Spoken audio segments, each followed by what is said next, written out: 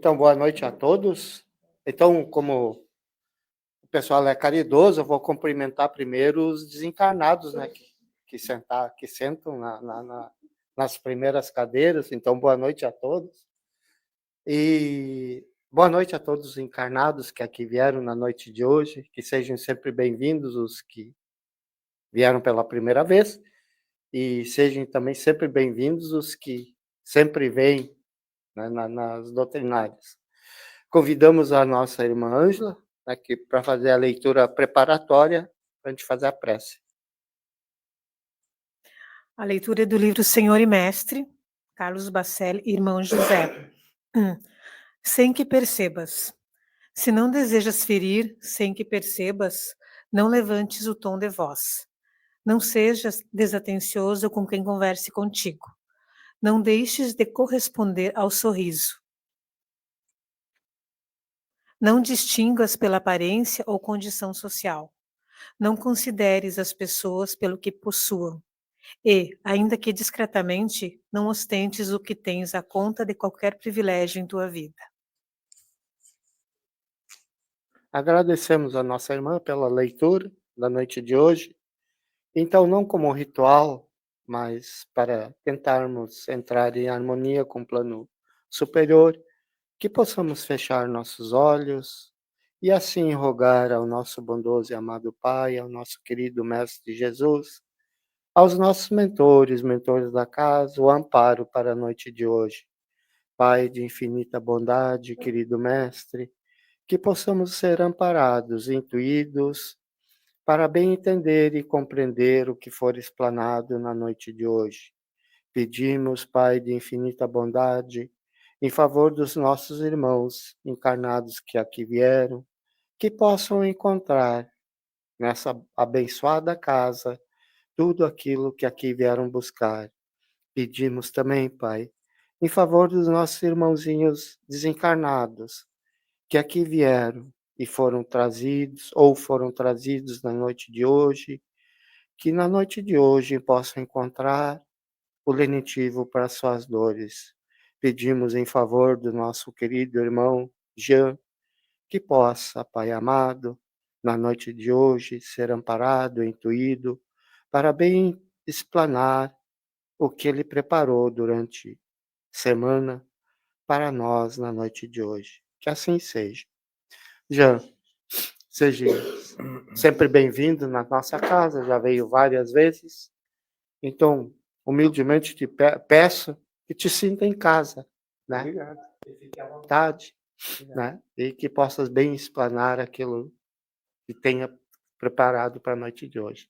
Obrigado. Está contigo. Tá. Boa noite. Que Deus nos abençoe, que Jesus nos intua na noite de hoje. É sempre uma alegria, uma satisfação poder voltar a essa casa, ser bem recebido. O senhor pode ter certeza, senhor André, que eu me sinto muito bem quando eu venho aqui, muito bem acolhido. Tem vários rostos conhecidos, então fica muito mais fácil, né? Fica muito mais tranquilo. Então é uma grande alegria. Para a noite de hoje, então, a gente vai fazer uma reflexão. O intuito não é a gente esgotar o capítulo, porque o capítulo ele é bem extenso e bem profundo, mas a gente vai fazer uma reflexão a partir de uma pergunta que chegou até nós, na Casa Espírita Luz e Amparo, que é a casa a qual eu frequento. No último dia 17 de junho foi aniversário da nossa Casa Espírita, e como forma de um trabalho um pouco diferente, nós veiculamos uma pesquisa entre as pessoas que frequentam a Casa Espírita, para que a gente pudesse entender um pouquinho o que passa na cabeça dos frequentadores, das pessoas que vêm assistir às palestras, entender a respeito do que as pessoas buscam no Espiritismo, era uma das questões que a gente colocou nessa pesquisa, como que aquela pessoa conheceu o Espiritismo, se foi através de um familiar, se foi através de uma vicissitude da vida, né, de uma doença ou algo que aconteceu em sua vida, ou às vezes a pessoa vem espontaneamente, né? Tá tudo bem na sua vida, tá tudo tranquilo, a pessoa resolve que vai frequentar uma casa espírita e vai a partir dali desenvolver a sua fé. E aí uma das questões que a gente colocou por último era que a pessoa fizesse uma pergunta, deixasse uma pergunta para o palestrante que fosse trabalhar na noite do evento do aniversário da casa. E aí eu separei uma das diversas perguntas que chegaram até nós, foram em torno de 30 e poucas, 50 perguntas, então isso é um material muito bom, muito produtivo para as palestras, e a gente divulgou isso com os palestrantes, para que eles possam, aos poucos, irem levando esses temas, porque às vezes a gente se prende a temas muito comuns, né? Não digo comuns, mas repetitivos, às vezes, de certa forma, e às vezes a gente quer entender o que as pessoas estão buscando ali dentro. Então a gente viu como uma forma de atender as questões, porque às vezes a pergunta de um é a dúvida de muitas outras pessoas. Então a gente achou uma tarefa bem interessante. E como eu disse, eu separei uma questão aqui que ela é muito curiosa, mas também de muita importância, porque nessa questão eu pude perceber, na minha opinião, que havia um drama por trás daquele questionamento. Então, a pessoa que fez essa pergunta, não sei eu se é um homem, ou se é uma mulher, ou se é um jovem, ela perguntou assim, essa pessoa: como lidar com pessoas que são acomodadas e que não buscam o aprimoramento espiritual? Então, essa pergunta me fez refletir bastante. Como eu falei, ela é muito curiosa, porque a gente não espera receber algo desse tipo, mas eu vi que ela tem uma certa profundidade, porque ela é um drama. Ela traz por trás dela um drama, e eu acho que é um drama de que muitos de nós, ao chegar a um templo, a chegar a uma religião, a um local onde você quer, de fato, professar a sua fé, você acaba enfrentando. Porque a gente percebe que nas famílias, nas pessoas que frequentam, geralmente não são todos que vêm, né, à casa espírita. Às vezes vem a esposa e o marido fica em casa, às vezes vem o marido e a esposa fica em casa, às vezes as opiniões religiosas são diferentes, às vezes o marido frequenta a casa espírita, a esposa frequenta a igreja católica, os filhos muitas das vezes não querem acompanhar os pais, a gente percebe muito disso também, e a gente vê que nasce ali, muitas das vezes, um drama pessoal e que acaba refletindo, às vezes, na família inteira. Não sei se agora vocês, pensando um pouco mais sobre isso, vocês vão refletir um pouquinho e ver que, de fato, esse tipo de coisa acontece. Isso me faz lembrar de uma situação que aconteceu quando eu era criança. Eu devia ter em torno de 11, 12 ou até mesmo 13 anos, e nós fazíamos o evangelho, eu, a minha mãe e a minha avó que era a espírita, né, que conduziu todos nós a essa filosofia e a essa ciência, e nós nos reunimos às segundas-feiras para fazer o evangelho no lar.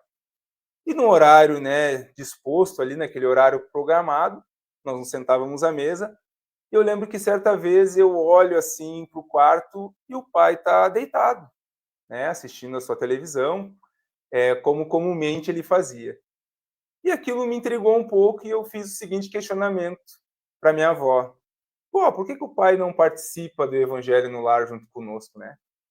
E a minha avó ela me deu uma resposta que marcou e eu lembro dela até hoje. E embora eu tenha uma memória um pouco curta para coisas muito antigas, a gente vê que certas coisas que marcam a nossa vida a gente lembra. E eu carrego essa resposta comigo e eu vejo que, de fato, ela tinha razão. Ela disse assim, provavelmente ele não participa junto com a gente porque ele não quer a responsabilidade. E a gente percebe que, ao adentrar na ciência espírita, na filosofia espírita, a gente está diante de vários conhecimentos e várias lições que vão nos trazer responsabilidades. E nem todo mundo está disposto a lidar com aquilo. E a gente volta a essa questão que diz que às vezes a gente precisa saber lidar com as pessoas que provavelmente não despertaram ainda para aquilo, ou que não vê muito interesse naquilo. E a gente percebe que quando a gente entra em contato com o Evangelho, com a doutrina espírita, com o Evangelho do Cristo, com as lições que o Cristo nos trouxe, vão acontecer algumas contrariedades. Porque essas lentes que o Evangelho nos traz, que o Evangelho nos oferece, elas são lentes de aumento. E quando elas aumentam a nossa visão a respeito da vida espiritual, a gente passa a perceber que muitas das coisas que nós tínhamos como verdades, ou muitos dos hábitos que nós éramos acostumados a praticar, ao entrar em contato com esse evangelho, e eu digo aqui um contato não de maneira superficial, como às vezes a gente está acostumado a estar em contato, né? Não é aquele contato que simplesmente passa pela mente, passa pelos lábios, muitas das vezes, mas que não consegue penetrar no nosso coração. Então, quando a gente tem esse contato íntimo com o evangelho, com as lições do Cristo, a gente vai entrar em algumas contrariedades. E essas contrariedades não são somente contrariedades internas. Alguns desajustes acontecem dentro de nós, porque a gente tinha hábitos, a gente tinha coisas que nós fazíamos, que nós achávamos corretas, mas que quando a gente olha com as lentes do Evangelho, a gente vai ver que não era bem assim. Então a gente passa a ter que lidar diferente com aquelas situações, a gente passa a ter que ter uma conduta diferente daquilo que nós éramos acostumados, e isso se torna muito difícil muitas das vezes, porque eu preciso transformar aquele eu num eu novo. E isso é uma tarefa que todos nós estamos submetidos. Por isso que nós aqui estamos nesse plano de provas e expiações, com a finalidade de nos transformarmos. Mas como eu falei, não é só uma luta interna, mas às vezes se torna também uma luta externa. Porque às vezes as pessoas que estão ao nosso redor não compreendem aquela nova fé, né? As pessoas vão dizer assim, mas como fulano que agia dessa forma, agora está agindo de uma forma totalmente diferente, mas não é o fulano que eu conheço, mas é aqueles hábitos que tu tinha e agora tu não tem mais, tu era aquele meu amigo das noites, né? Nós tomávamos aquela cervejinha, nós tínhamos aqueles hábitos e parece que num determinado momento você decide que você não é mais essa pessoa, mas está errado. E a gente passa a ter que lidar com aquilo. E muitas das vezes essa pessoa está dentro do próprio lar. Às vezes é aquele filho, é aquele esposo, é aquela esposa que não vai compreender a nova fé. Por isso que Jesus, certa vez, disse aos discípulos que ele não vinha trazer a paz, mas sim ele vinha trazer a espada. E a gente vai achar estranho essas palavras vindo de Jesus, né? Jesus, que era a doçura personificada, era um homem que só trazia coisas boas, como que ele poderia falar algo desse tipo? E a gente vai conseguir entender um pouquinho numa história que eu trouxe aqui, que está no livro Boa Nova, que vai conseguir exemplificar muito bem isso e nos responder a esse questionamento inicial que nós fizemos. Então, quando Jesus diz que ele não veio trazer a paz, mas ele veio trazer a espada, é porque os conhecimentos, as lições que ele veio trazer para os corações da terra iriam causar, sim, algumas batalhas, algumas guerras. E como eu falei, no capítulo 15 desse livro Boa Nova, que é uma psicografia de Chico Xavier, pelo espírito Humberto de Campos, Humberto de Campos vai nos trazer a história de uma mulher chamada Joana de Cusa. Talvez alguns de vocês já ouviram falar, mas no Novo Testamento há apenas 2 passagens que se referem a Joana de Cusa. E Humberto de Campos vem revirar, vamos dizer assim, o acervo espiritual da Galileia do primeiro século para nos trazer uma história belíssima e muito importante, muito linda, a respeito dessa mulher chamada Joana de Cusa. E ela era chamada de Joana de Cusa porque ela era casada com Cusa, e Cusa ele era um alto funcionário do rei Herodes da época, que era aquele rei que foi intitulado pelos romanos para cuidar de um certo território da Judéia. Então a Joana de Cusa, nas palavras de Humberto de Campos, ela era uma mulher de rara dedicação e nobre caráter. Então ela possuía uma verdadeira fé. Embora ela fosse uma mulher da alta sociedade do território de Cafarnaum, ela decidiu seguir o mestre. Ela decidiu seguir Jesus durante as pregações que ele fazia no lago de Genezaré, e ela passou então a seguir o mestre, tendo aquela fé verdadeira nas lições que o mestre trazia. Porém, o Cusa, que era o seu esposo, como eu falei, ele era um alto funcionário de Herodes, um intendente de Herodes. Ele muitas das vezes tratava das questões sociais do rei Herodes. E cabe aqui a gente colocar quem era o rei Herodes, para a gente entender um pouquinho do drama que Joana de Cusa passou a ter quando ela decide seguir o Mestre Jesus. Herodes, como a história nos diz, era aquele rei dessa parte, desse território da Judéia, e há alguns eventos que marcaram a família Herodes e que cabe a gente relembrar. O primeiro deles, que é quando Herodes o Grande, né, ele percebendo, ele vindo ao conhecimento dele que havia nascido o Messias através dos reis magos, né, ele ficou sabendo disso, ele manda perseguir e matar todas as crianças que possuíam de 2 anos para baixo. Então Herodes ele ordena que todas as crianças fossem mortas porque ele havia ficado sabendo que nascera o Messias. Outro evento também envolvendo a família Herodes foi a decapitação de João Batista, que foi o precursor de Jesus Cristo. Então Herodes, a mando de Herodes, João Batista é decapitado. E um terceiro evento, que é conhecido por todos nós, que é quando Jesus é preso e levado a Pôncio Pilatos, o governador da época. Pôncio Pilatos encaminha Jesus para o rei Herodes, pois Jesus era um judeu, então ele achava que essas questões deveriam ser tratadas pelo rei dos judeus. E Jesus, ao chegar para Herodes, Herodes lhe coloca aquele manto vermelho, né, que a história nos traz, coloca ali uma cana em sua mão, que simbolizava um cetro, e por fim coloca aquela coroa de espinhos. Então a gente vê que Herodes era um homem muito mau para o povo da época, para os seus subordinados.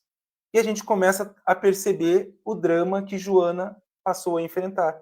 Porque ela, sendo casada com um alto funcionário de um rei como esse, ela enfrentava muitos padecimentos e muitas amarguras dentro do próprio lar. E Humberto de Campos vai nos dizer que o Cusa, o seu esposo, ele não tolerava a doutrina do mestre. Ele não tolerava as claridades que o evangelho de Jesus trazia. E nós não vamos julgar Cusa, porque Jesus vinha e falava de um reino que não era Roma. Os judeus da época, eles louvavam os deuses romanos, eles louvavam o imperador. Então Jesus trazia algo totalmente diferente. Então Joana tinha dentro do próprio lar um antagonista, alguém que não tolerava a fé que ela passou a seguir. Então a gente vai percebendo que Joana passava por diversos temores, diversas amarguras, diversos padecimentos, e já cansada de tudo isso, de todas essas dificuldades que ela estava passando no lar, dessa divergência religiosa que ela tinha com seu esposo, numa certa tarde, enquanto o mestre Jesus descansava na casinha de Simão Pedro, Joana vai ter com ele para trazer ao mestre tudo aquilo que ela estava enfrentando. Então, após longa conversa com o mestre, ela colocando o mestre a par de tudo aquilo que ela estava sofrendo, de todas as suas amarguras, Jesus espera, né, com toda aquela doçura, que Joana fale, depois daquela longa exposição. E esse diálogo, ele é muito bonito, e eu aconselho a todos que puderem e quiserem, ver na íntegra esse diálogo. É um diálogo muito bonito. Então, eu vou tomar a liberdade de ler alguns trechos para a gente manter aqui o esmero que Humberto de Campos teve nas palavras que ele escolheu, de uma maneira tão doce, de uma maneira tão maravilhosa. Então, após essa longa exposição, o mestre diz para Joana de Cusa: Joana, só há um Deus que é o nosso Pai. E só existe uma fé para as nossas relações com o seu amor. Então vejamos, Jesus, de uma maneira muito doce, reafirma para Joana de Cusa o monoteísmo judeu da época, dizendo que só há um Deus. Embora Cusa, ora, prefira a religião judaica, ora, ele prefira os deuses de Roma, Jesus está reafirmando para Joana que só há um Deus e que só há também um sentimento para nós nos relacionarmos com o amor de Deus. E esse sentimento é a fé.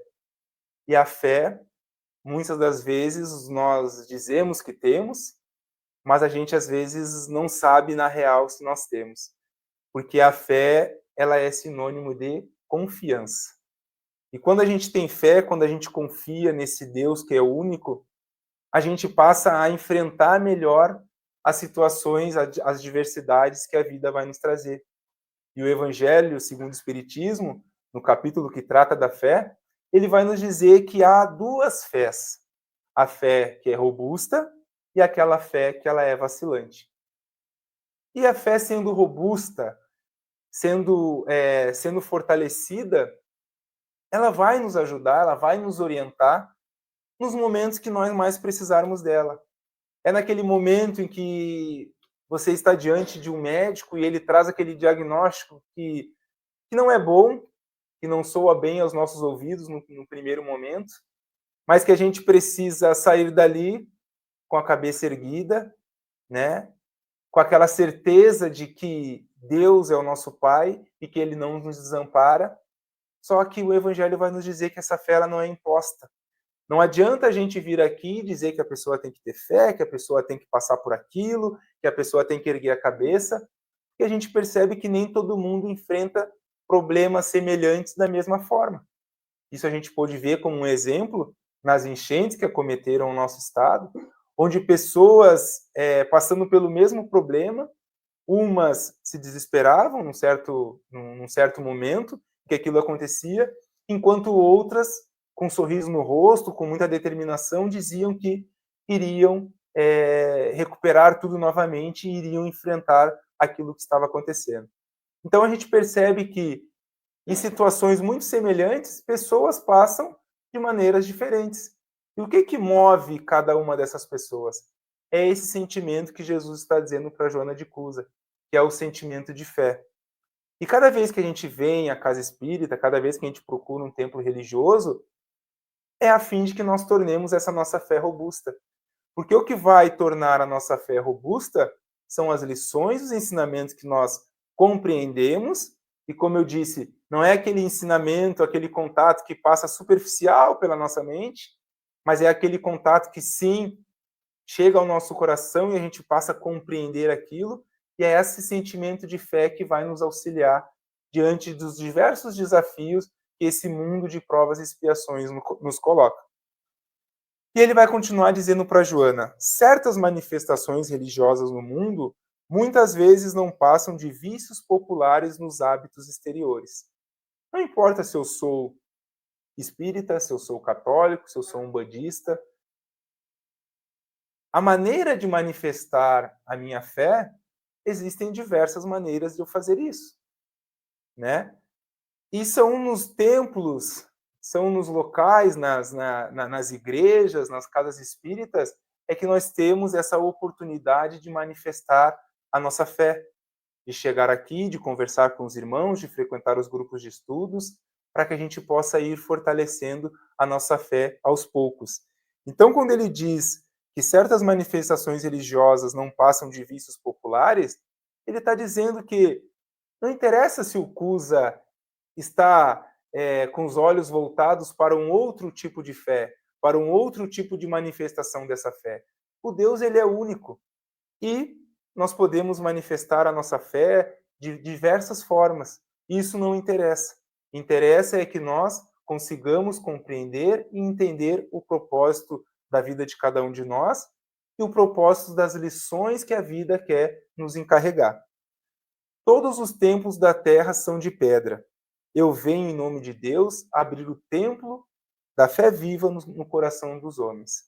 Então a gente vê por aí, né, diversos templos, diversos lugares suntuosos, muito bonitos, muito tudo, mas Jesus está dizendo para ela que, embora que esses templos, eles sendo de pedra, eles se desgastam. Como toda matéria, um dia ela terá um fim. Então não interessa se a casa espírita, a partir de amanhã, ela vai ter uma parede de mármore, vamos trocar o piso, vamos fazer tudo do bom e do melhor, com todo o luxo possível. São as aquisições espirituais que aqui dentro nós adquirimos que serão eternas. Um dia a gente não sabe, mas talvez daqui a 200 anos, quem nos garante que o Consolador prometido estará aqui? né? Então ele está dizendo, nós não precisamos nos dedicarmos inteiramente aos templos de pedra, porque um dia eles irão se desgastar. Mas nós precisamos prestar atenção nas aquisições espirituais que nós temos aqui dentro. Porque somente essas aquisições é que nós levaremos para a nossa vida eterna. Eu venho em nome de Deus abrir o templo da fé viva. Ou seja, Jesus não veio construir mais igrejas, mas sim ele veio construir esse templo dentro do coração de cada um de nós. É isso que ele está dizendo para Joana. Porque Joana chega com aquele drama achando que ela precisa mudar o Cusa, né? Ou que ela precisa provar por A mais B que ela está certa e que o Cusa está errado. Que Jesus, que as lições do mestre é que ele deve seguir. E Jesus está dizendo para ela que não. Entre o sincero discípulo do Evangelho e os erros milenários do mundo, começa a travar-se um combate sem sangue da redenção espiritual. Essa frase ela é uma frase muito emblemática, eu vejo assim, e que tem muita profundidade, porque Jesus está dizendo para ela que entre o sincero discípulo do Evangelho, ou seja, a partir daquele momento que cada um de nós resolve seguir uma fé, ou seja, resolve se tornar um espírita, se nós olharmos para trás, pode haver, eu não vou dizer com toda certeza, porque a gente não conhece a vida espiritual de cada um, mas provavelmente há um passado de muitas trevas. Ou seja, sendo nós espíritos ainda imperfeitos, e eu peço desculpas se tiver algum espírito que não se enquadra nessa ordem, né? Pode haver um passado de muitas trevas, ou seja, um passado de muitas coisas ruins, de muitas coisas erradas que cada um de nós travou ao longo do tempo. Então Jesus está dizendo para Joana que entre o sincero discípulo do Evangelho e os erros milenários do mundo, começa a travar-se o combate sem sangue da redenção espiritual. Ou seja, esse combate deve ser sem sangue. Quer dizer o quê? Esse combate é interno. Esse combate, essa guerra que se chama redenção espiritual, ela deve ser interna e não externa como Joana achou que deveria ser. Ela achou que ela devia entrar em guerra com Cusa, dizendo para Cusa que ele estava errado, que ele devia seguir o evangelho junto com ela. Então Jesus está dizendo para ela, Joana, essa guerra é tua contigo mesmo. E se a gente olhar para a nossa existência, para a nossa vida, a gente vai ver que há muito a fazer ainda dentro de cada um de nós. Muitos de nós precisamos ainda travar essa guerra sem sangue. Porque se nós irmos para o lado de fora, aí pode ser que seja uma guerra com sangue. Porque a gente vai querer discutir, a gente vai querer provar para as pessoas, a gente vai pegar a nossa convicção, né? Querendo dobrar o joelho do nosso próximo, porque quando a gente começa a seguir o Cristo, é difícil a gente querer ficar calado. E às vezes a gente quer transformar o outro, a gente quer dizer o que o outro deve fazer, a gente quer apontar os erros. Então ele está dizendo para Joana que essa guerra é interna, é uma guerra sem sangue. Para haver a redenção espiritual, nós precisamos aos poucos ir mudando a nossa conduta e mudando os nossos hábitos. E a gente chega então nas nossas paixões, que são as paixões ruins, vamos dizer assim, porque a paixão ela não é algo ruim, mas ela começa a se tornar algo ruim quando eu transformo aquela paixão numa finalidade e não num meio para viver a minha vida da melhor forma possível. Ou seja, quando eu sou uma pessoa que eu quero ser perfeita, e isso não é ruim, é uma paixão boa, a perfeição é uma paixão boa. Mas como eu disse, quando a gente transforma aquilo na finalidade da vida e acha que tudo tem que ser perfeito, a gente transforma aquela paixão boa numa paixão ruim. Há um outro exemplo também, quando a gente acha que precisamos ser organizados, ser disciplinado é uma paixão boa. Mas quando eu pego aquela mania de organização e transformo na finalidade da minha vida, querendo que todos ao meu redor sejam organizados como eu começo a perceber que aquela paixão boa se transforma em algo ruim. Então a paixão, para ela ser boa, ela não pode ser a finalidade da minha vida. Eu preciso tratar as minhas paixões como uma coisa natural e que vai sim transformar a minha vida, vai sim me ajudar a levar a minha vida da melhor forma possível. Então a gente vai vendo que lidar com os vícios e lidar com as paixões não é algo fácil, mas é algo necessário, porque só assim nós vamos conseguir nos transformando. Só assim eu vou conseguir transformar o Jean velho num Jean novo. E vejamos, é uma transformação, não é uma destruição. Porque a lei de destruição vai nos trazer que os benfeitores espirituais, naquele capítulo das leis morais, eles vão nos dizer que as coisas elas precisam ser transformadas e não destruídas. E é um dos conselhos que Jesus vai dar para Joana ao longo desse diálogo. E ele vai continuar dizendo assim: agradece ao Pai o ao ver-te julgado digna do bom trabalho. Desde agora, teu esposo não te compreende, alma sensível? Compreender-te-á um dia. Ou seja, às vezes a gente tem aquele familiar que ainda não compreendeu a nossa nova fé, a nossa nova maneira de lidar com a vida, de ver as coisas, um dia isso vai acontecer. Jesus está dizendo para ela que não é agora, porque não cabe a nós querer transformar o outro, porque senão Deus, que é todo soberano, né, poderia fazer isso. Ele poderia impor a transformação a cada um de nós se ele quisesse. Mas, como Jesus vai dizer para ela, Deus aguarda o momento oportuno para fazer isso. Se ele é leviano e indiferente, ama o mesmo assim. Não te acharias ligada a ele se não houvesse para isso razão justa. Então a gente vai chegar naquilo de que nada é por acaso. Se às vezes tem aquele filho difícil dentro do lar, aquela filha, aquele familiar, nada disso é por acaso. Há uma razão justa para que porque aquilo aconteceu. Então a gente vai remeter ao Livro dos Espíritos, onde há lá a escolha das provas, em que cada um de nós, em algum momento na erraticidade, escolheu as pessoas que iria conviver, escolheu as provas que iria passar, e a gente vai muito mais além disso. As pessoas também que estavam ao nosso redor escolheram estar junto de nós, porque há uma lei que é a lei de liberdade, né, que é o livre-arbítrio. Não basta eu querer nascer na família tal se aquelas pessoas também não compactuarem com aquilo, né? Então, se eu estou naquela família inserido com aquelas pessoas, é porque em algum momento houve uma comunhão de pensamentos, em que a gente disse assim, ó, vamos lá, vamos juntos todo mundo, vamos descer lá e vamos fazer acontecer.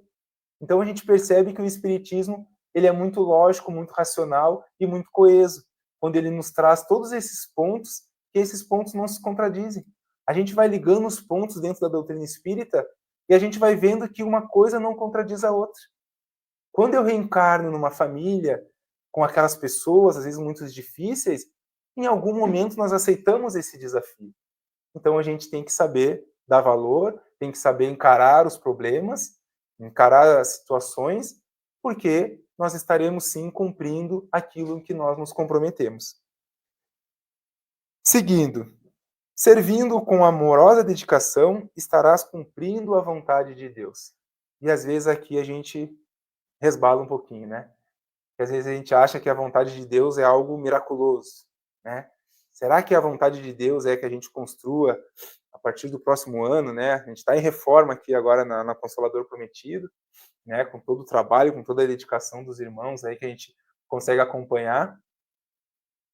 Será que seria da vontade de Deus que a gente, a partir de hoje, construísse, além do que está sendo feito agora, algo muito maior? Que a partir da semana que vem a gente atendesse todas as pessoas em vulnerabilidade social de Santa Maria, distribuindo sopa, distribuindo roupas, distribuindo alimentos. Será que seria essa a vontade de Deus? Pode ser que sim. Pode ser que Deus queira isso de nós. Será que é a vontade de Deus que nós nos dediquemos 100% à casa espírita? Vindo aqui na segunda, na terça, por um dia, vem na quarta, sai daqui tarde, né? Se dedica inteiramente à doutrina. Será que é essa a vontade de Deus? Pode ser que sim. Mas será que também não é a vontade de Deus que nós amemos aquele familiar que está ao nosso redor, que está junto de nós e que carrega muitas dificuldades ainda? Esse é um ponto que nós temos que parar para pensar. Porque às vezes a gente acha que a vontade de Deus é algo para fora, é algo exterior, né? Estou fazendo a vontade de Deus, eu vou lá, eu frequento, eu vou no grupo de estudo, eu faço evangelho no lar, estou fazendo tudo certinho. Mas às vezes eu estou deixando a desejar dentro do meu próprio lar. Com aquele filho difícil, que eu preciso tolerar, e não é só tolerar, mas que eu preciso de alguma forma encaminhar ele no caminho do bem, e que eu preciso também dar o bom exemplo. Quando Jesus curava os cegos, né? Uma das coisas que ele dizia quando ele curava no anonimato é que ele não espalhasse aquilo para ninguém. E às vezes a gente pergunta, né, pô, a pessoa foi cega uma vida inteira. Aí quando ele é curado, o que ele quer? Saía dizendo para todo mundo que ele foi curado, que ele está bem. E Jesus fazia o contrário, ele pedia que não dissesse. Ou seja, as pessoas ao redor veriam que ele foi curado, as pessoas perceberiam. Ou seja, se eu estou fazendo algo que é produtivo para o meu espírito, eu não preciso sair aos quatro cantos alarmando a todos, dizendo que agora eu sou assim, que agora eu sou daquela forma, mas muito pelo contrário. É através do meu exemplo que as pessoas perceberão que houve aquela mudança. Então, como a gente diz, dentro do nosso próprio lar, dentro, às vezes, até mesmo do nosso ambiente de trabalho, haverão pessoas difíceis. E nós, às vezes, somos aquela pessoa difícil. E a gente precisa ter aquela tolerância, a gente precisa ter aquela empatia e aquele amor com o nosso próximo. Até que hora nós temos mesmo, meu amigo? Tem mais um tempinho, né? Tá. Então, vamos seguir no diálogo. Fala-me de teus receios e de tuas dúvidas. Deves, pelo Evangelho, amá-lo mais ainda. Os sãos não precisam de médico. Então, Joana às vezes estava querendo pregar onde todos já estavam pregando. E Jesus está dizendo para ela que não, que os sãos não precisam de médico. Que onde ela precisa dar o exemplo é dentro do próprio lar. É amando o esposo dela, mesmo com as suas dificuldades, ela precisaria ter aquela paciência para seguir amando o companheiro. Além disso, não poderemos colher uvas nos abrolhos, mas podemos amanhar o solo que produziu cardos envenenados, a fim de cultivarmos nele mesmo a videira maravilhosa do amor e da vida.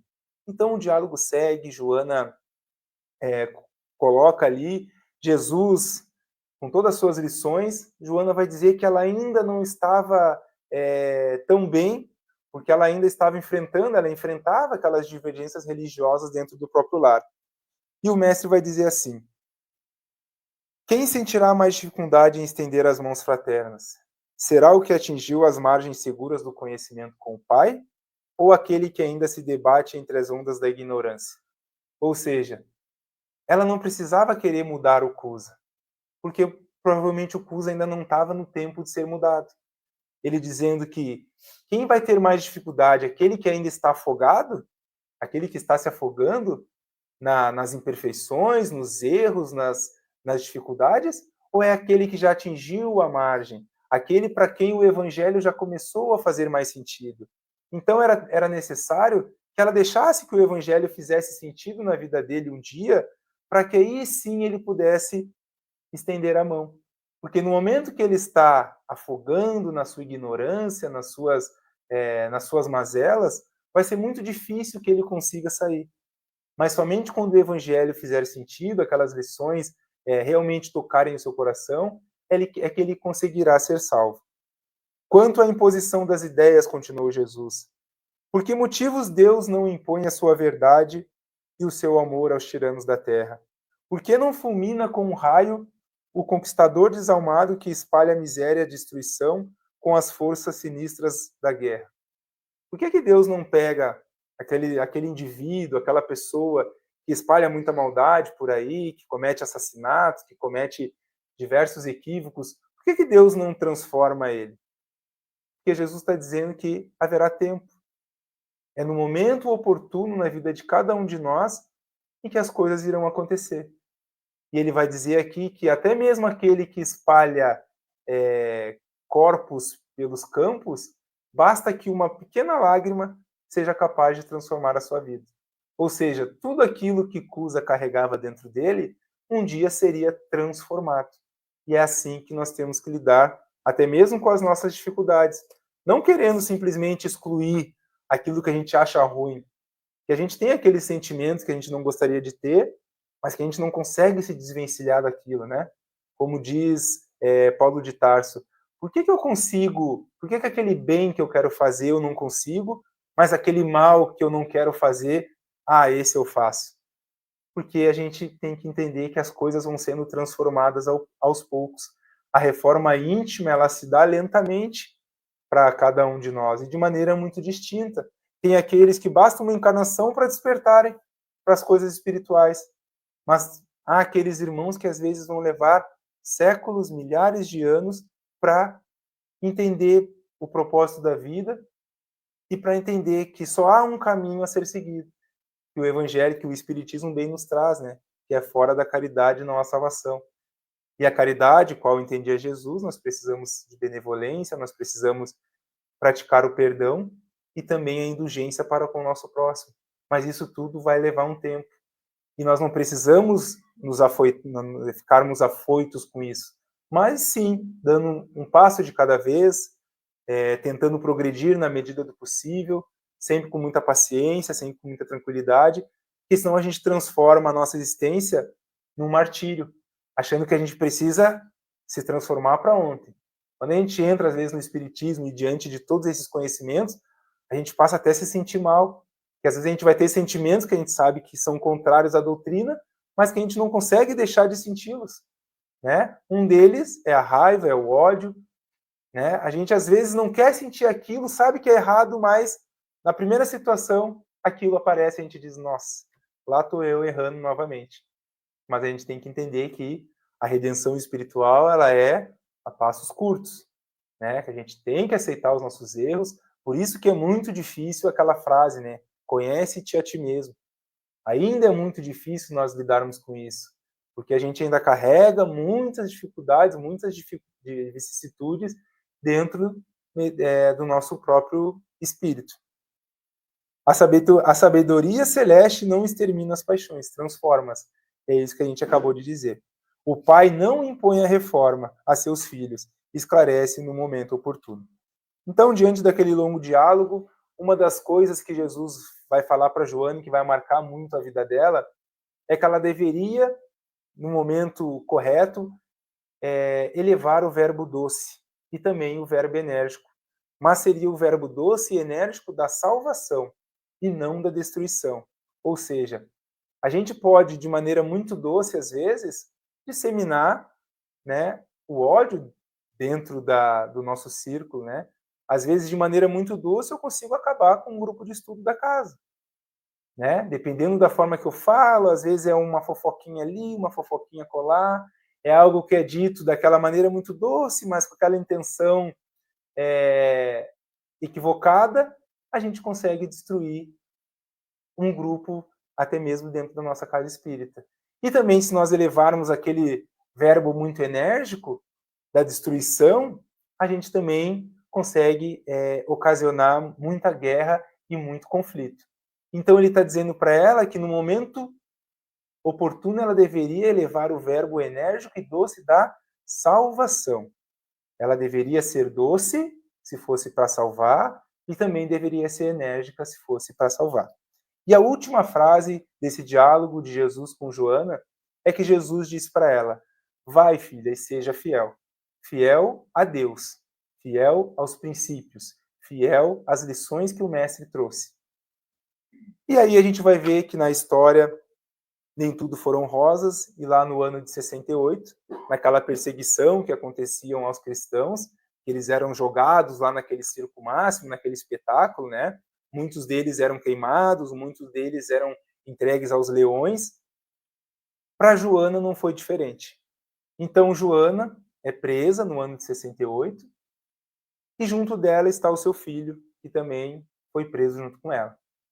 Então Joana se vê agora amarrada a um poste, ao lado dela o seu filho também amarrado a um poste, e diante deles um verdugo, um centurião do Império Romano, pedindo que ela negasse ao mestre, pois se ela negasse a Jesus, se ela abjurasse a Jesus, os dois seriam salvos, né? Querendo ele enganar Joana de Cusa. Então Joana passa pela mente dela toda a sua trajetória, o Cusa já havia desencarnado por algumas dificuldades políticas, Herodes também já havia desencarnado, Jesus já havia sido crucificado, né? Então Joana está diante daquela situação muito dolorosa, junto com seu filho, em que o soldado manda que ela negasse Jesus. Porque a doutrina que o mestre trouxe, ela causou muitos conflitos. Muitos judeus da época, muitas pessoas da época passaram a não adorar mais o imperador e adorar ao Cristo. E isso tudo soou para o ego do imperador de uma maneira muito ruim. Então, muitos cristãos foram perseguidos e com Joana não foi diferente. E diante daquela situação, passa toda a trajetória da vida dela, o lar, risonho, festivo, muitas das vezes, tudo aquilo que o mestre, tudo aquilo que ela havia aprendido, tudo aquilo que ela havia visto nas pregações de Jesus, mas ela não se esquece dessa última frase que ele diz, que ela deveria ser fiel. Então, diante daquela situação em que o centurião manda que ela negasse Jesus, ela permanece calada. Só que o seu filho, diante daquela situação, ele vai dizer assim: repudia Jesus, minha mãe. O rapaz seminu, né, sendo açoitado ali pelaquele verdugo, ele vai pedir que a mãe dele repudiasse Jesus. Repudia minha mãe Jesus, nega Jesus. Não vês que nós perdemos? Ele fala para ela. E Joana até então não havia chorado. E neste momento, diante daquela cena, a velha discípula, né, ela se vê em lágrimas, ela contempla aquele céu, mas ela não se esquece do mestre nunca. E aquele filho diz: abjura por mim que sou teu filho. E a gente começa a se colocar no lugar, né? Será que nós teríamos, o que nós faríamos numa situação como essa? Vendo teu filho ali preso junto a ti, sendo açoitado, e prestes as lenhas já estavam formadas ao redor daquele poste, pois muitos deles eram queimados vivos. Então as rogativas do filho são espadas de angústias que retalham o coração. Abjura, abjura. Só que ela lembra de Maria de Nazaré, que também fora mãe, e diante do madeiro infame, vendo seu filho crucificado, soubera conformar-se com os desígnios festivos. E ela lembra daquela frase, né? Vai, filha, seja fiel. Então, ela também se lembra que Jesus disse para ela que ela deveria ter o verbo doce ou enérgico da salvação. E agora, de maneira muito enérgica, Joana de Cusa vai dizer: cala-te, meu filho. Jesus era puro e não desdenhou o sacrifício. Saibamos sofrer na hora dolorosa, porque acima de todas as felicidades transitórias do mundo, é preciso ser fiel a Deus. Então, essa é uma lição que Joana de Cusa traz a cada um de nós. Nós ainda não estamos na condição de uma Joana de Cusa, né? Um sacrifício de tamanha magnitude. Qual será que são os sacrifícios que nós devemos fazer? Será que é aquele sacrifício em largar o vício, não beber, não fumar, não ser maledicente, não causar discórdia? Quais são os sacrifícios? Essa é a pergunta que fica e que nós devemos trazer para cada um de nós. A esse templo, os aplausos delirantes do povo, os verdugos lhe incendiavam. Em derredor, achas de lenha embebidas em resina inflamada. Em poucos instantes, as labaredas lamberam-lhe o corpo envelhecido. Joana de Cusa contemplou com serenidade a massa do povo que não lhe entendia o sacrifício. E nós também, talvez, alguns de nós, não vamos entender, né? Será que seria simples ela negar Jesus naquele momento? Eu acho que eu negaria, sendo bem sincero para vocês. E eu digo isso porque eu não estou pronto ainda para passar por algo dessa grandeza, algo dessa magnitude. Essa fidelidade a Jesus é o que nós precisamos pensar, o quanto nós somos fiéis a Jesus, mas não em momentos como esse aqui, mas durante a nossa rotina, durante o nosso dia, no momento em que nós acordamos, é naquele bom dia para uma pessoa que cruza o nosso caminho, é sabendo tolerar, às vezes, aquele colega. Isso é ser fiel a Deus e a Jesus. Joana contemplou, como eu já havia dito, o povo, né?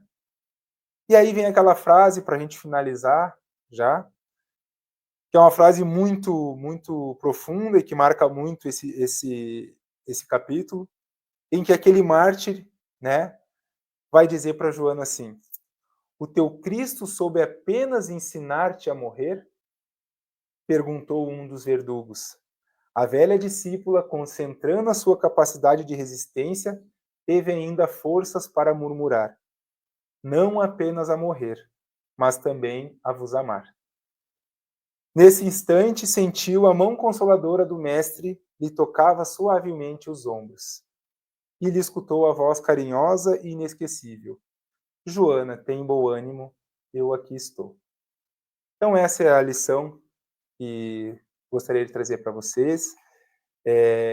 Espero que com essa lição a gente consiga, de certa forma, refletir qual o propósito da nossa vida, refletir sabendo que a doutrina do mestre é uma doutrina que não veio trazer essa paz que talvez a gente busca, né?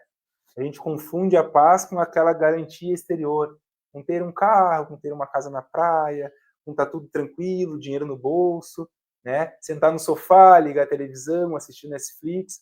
A gente acha que paz é isso, né, Sandré? Muitos de nós pensamos, né? O que é a paz de fato que o mestre quis nos dizer? A paz é a paz da consciência tranquila. É essa paz de que nós estamos fazendo aquilo que deve ser feito. Porque materialmente, o espírito, ele pode ser que ele tenha paz, tendo todos esses bens. Mas espiritualmente, será que o espírito tem paz apenas com isso? Será que a gente consegue deitar a cabeça no travesseiro tranquilo quando nós estivermos com a nossa consciência nos atrapalhando? Então, isso que a gente deve pensar, isso que nós temos que carregar para a nossa vida, sabendo que essa espada que ele veio trazer é a espada do conhecimento. E é somente esse conhecimento que vai nos trazer, vai fazer com que nós ganhemos aquela guerra da redenção espiritual, como foi dito no diálogo entre Joana de Cus e Jesus.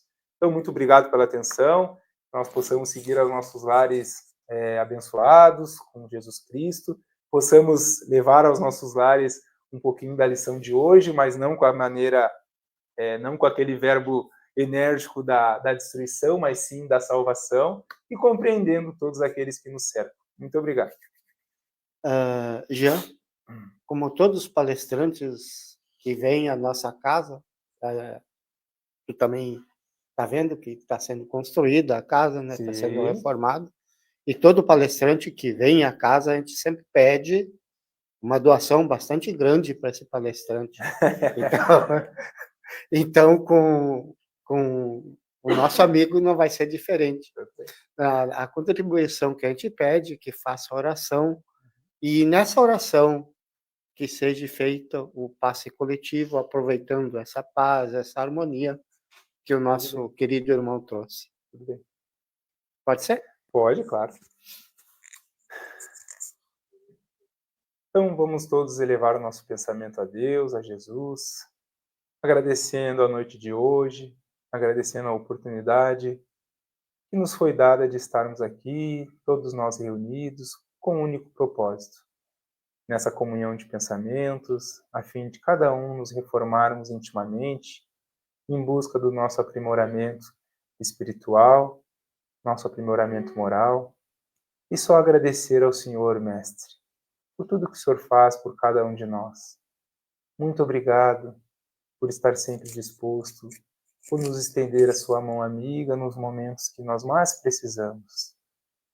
Que o Senhor possa derramar a sua luz e a sua paz no coração de cada um de nós, amenizando cada dor. Que o Senhor possa identificar em cada irmão que aqui se encontra as dificuldades que esteja passando, para que o Senhor possa, de alguma forma, nos ajudar, nos auxiliar a nos elevarmos espiritualmente, para enfrentarmos as nossas dificuldades com muita responsabilidade, mas também com muita sabedoria. Que os eflúvios espirituais possam penetrar a todos os lugares onde há tristeza, onde há pessoas passando por dificuldades. Que eles possam percorrer os ambientes hospitalares, onde há irmãos nossos em sofrimento, com muita dor, onde há pessoas à beira da morte, que o Senhor possa esclarecer a cada um o porquê daquilo estar acontecendo. Que também o Senhor possa chegar aos asilos, aos orfanatos, aos presídios, aos locais onde há crianças revirando latas de lixo, onde há pessoas com fome, com sede. Que nós possamos ser os instrumentos da sua bondade, levando a cada um deles o conforto e a consolação. Que possamos seguir aos nossos lares com a certeza de que fomos atendidos naquilo que aqui viemos buscar. Que o Senhor possa multiplicar tudo de bom que há dentro de cada um de nós, fazendo com que nós possamos seguir a nossa caminhada evolutiva, sempre de cabeça erguida, sempre com muita fé em Deus, com muita confiança, que possamos sempre entender que há um Pai acima de tudo isso que acontece. Pelo nosso Brasil, pelo nosso país, pelo nosso mundo, por esse planeta. Que a sua vontade sempre seja feita e que assim seja. Que assim seja. Antes de retornarmos aos nossos lares, temos ainda 2 avisos rapidinhos, né? Amanhã é o aniversário da nossa casa. Então, como amanhã nós só temos a mediúnica, e na segunda que vem vai ser o dia da harmonização. Então, foi combinado que na segunda que vem, além da harmonização, terá uma mesa mediúnica, né, seu Jorge? Uma mesa mediúnica bem farta, então que a gente possa comemorar o aniversário da nossa casa na segunda-feira. Convidamos a todos para a harmonização, né? Inclusive o irmão, se quiser participar da mesa mediúnica. Essa mesa aí é interessante. Tá? Então, que possamos retornar aos nossos lares em paz, em tranquilidade, e muito obrigado, Jean, pelas palavras e pela prece. E seja sempre bem-vindo, mas já é da casa. Obrigado. Tá bom? Obrigado. Obrigado.